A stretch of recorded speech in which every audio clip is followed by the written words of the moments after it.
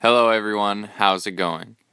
Today we are going to be talking about a great Harry Potter character, the villainous Gellert Grindelwald. Although he is mentioned in the Harry Potter books and briefly appears in the movies, it wasn't until the movie Fantastic Beasts and Where to Find Them that we got an on-screen adaptation of this character. And it seems that most casual viewers who watched Fantastic Beasts for the most part have no idea who he is.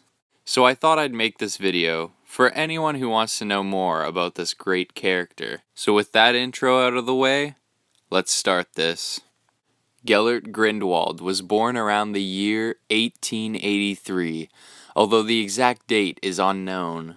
He was educated at Durmstrang Institute, which is a school for witches and wizards located in Scandinavia. This is the same school Victor Crumb attended in the movie Goblet of Fire. There, at Durmstrang, Gellert excelled in various fields of magic and adopted much of the strength-obsessed and dark magic-oriented school ideals. He was an immensely talented wizard and possessed an attractive personality. He was also instantly attracted to the dark arts. His interests included history, lore, magical artifacts, and most of all, the Deathly Hallows. He was so obsessed with the Hallows that he took their symbol as his own emblem and would engrave it onto his school walls. Even though Gellert was very gifted, he ended up being expelled for performing unknown experiments too dark for Durmstrang. And so, he never graduated.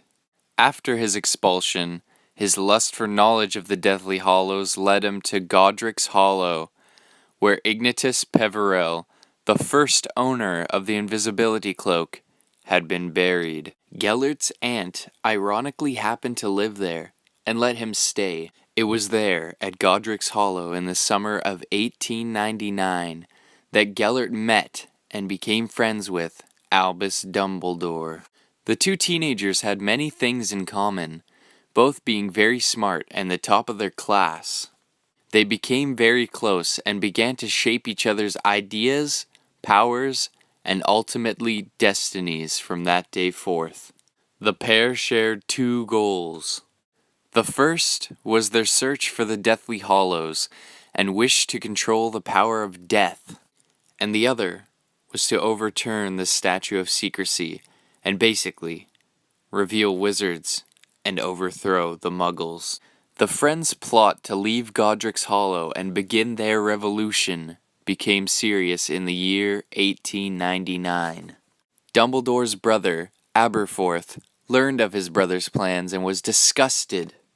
The situation became very tense and ended up with a confrontation in which an enraged Grindelwald cast the Cruciatus spell on Aberforth. Albus attempted to defend his brother, and a duel between the three erupted, in which Dumbledore's sister was killed.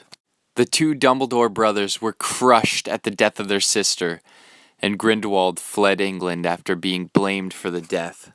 This would start his long career as a dark revolutionary. Following his research, Gellert located the Elder Wand and its current master, a wand master named Gregovich.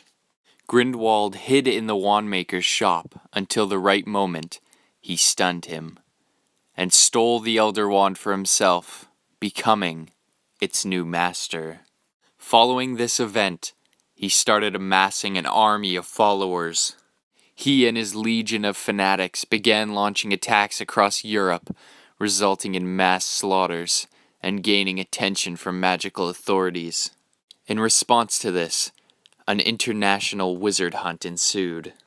During this hunt, at one point Gellert was almost captured, but managed to escape and disappear. After disappearing, Grindelwald hatched a plan to infiltrate MACUSA, the magical government in the United States, and then he began impersonating Percival Graves. Which leads us right into the events of Fantastic Beasts and Where to Find Them. I could go a little further into his story, but that could contain spoilers for the Fantastic Beasts sequels, so I'm going to leave it here for now and maybe come back for the rest later.